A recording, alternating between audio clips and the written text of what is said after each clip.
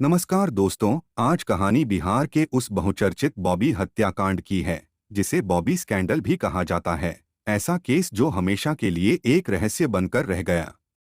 मई 1983 में बिहार के दो अखबारों के मुख्य पेज पर एक खबर छपती है। खबर थी एक लड़की की मौत की, जिसकी मौत को 4 घंटे भी नहीं हुए थे कि उसकी लाश को जमीन में दफना दिया गया।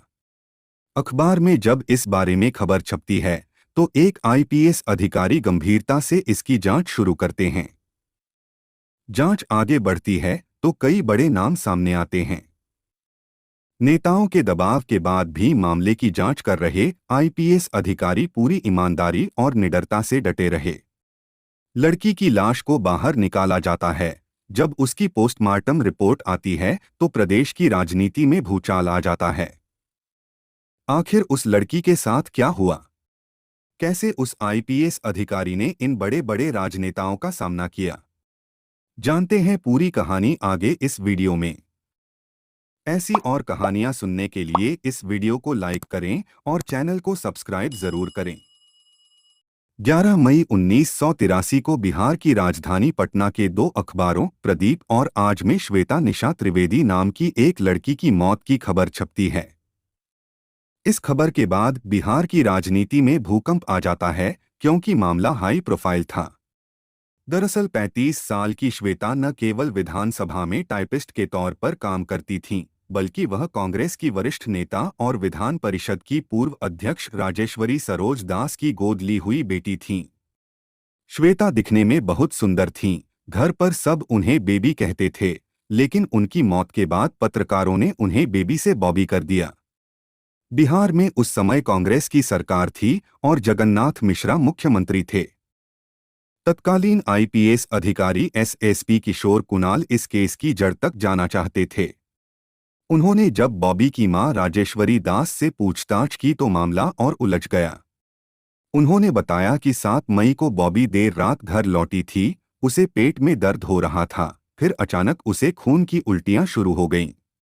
उसी समय उसे पटना मेडिकल कॉलेज में ले गए, जहां उसे इमरजेंसी वार्ड में रखा गया। कुछ उपचार के बाद उसकी छुट्टी कर दी। 8 मई की सुबह अचानक उसकी मौत हो गई।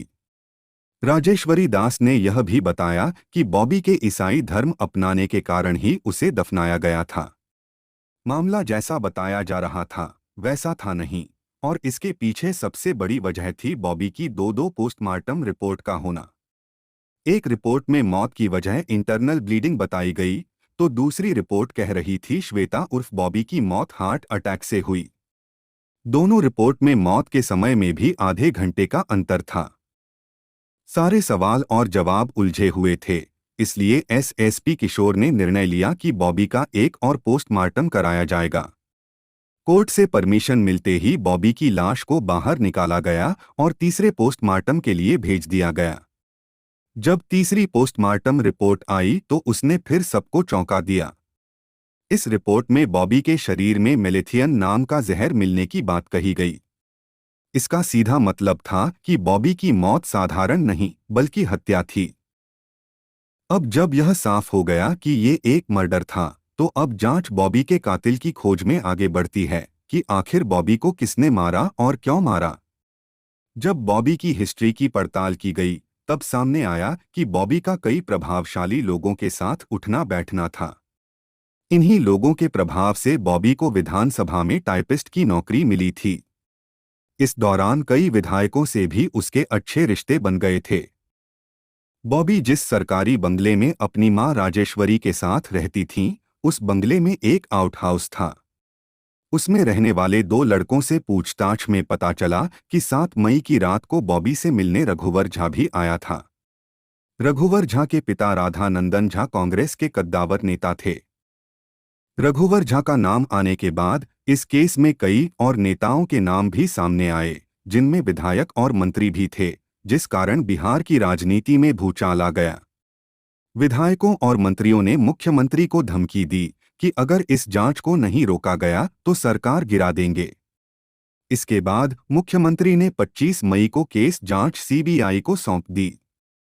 आपको जानकर हैरानी होगी कि सीबीआई ने इस केस की पूरी जांच दिल्ली में बैठकर कर दी थी, यानी सीबीआई कभी पटना गई ही नहीं। अब आप समझ सकते हैं कि कितनी ईमानदारी से ये जांच की गई होगी।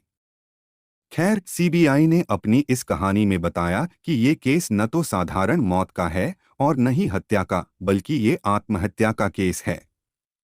सीबीआई के मुताबिक बॉबी की अपने प्रेमी से अनबन हो गई थी। वह तनाव में रहती थी, जिस कारण उसने सेंसिबल नाम की दवा खा ली। रघुवर झा के बारे में सीबीआई ने कहा गया कि घटना के दिन वो एक शादी में गया था।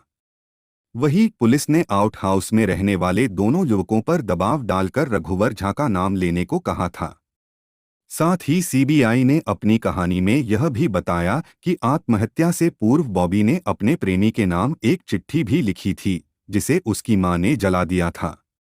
सीबीआई की इस कहानी का न कोई सिर था, न कोई पैर, इसके बाद भी कोर्ट इसे स्वीकार कर लेती है।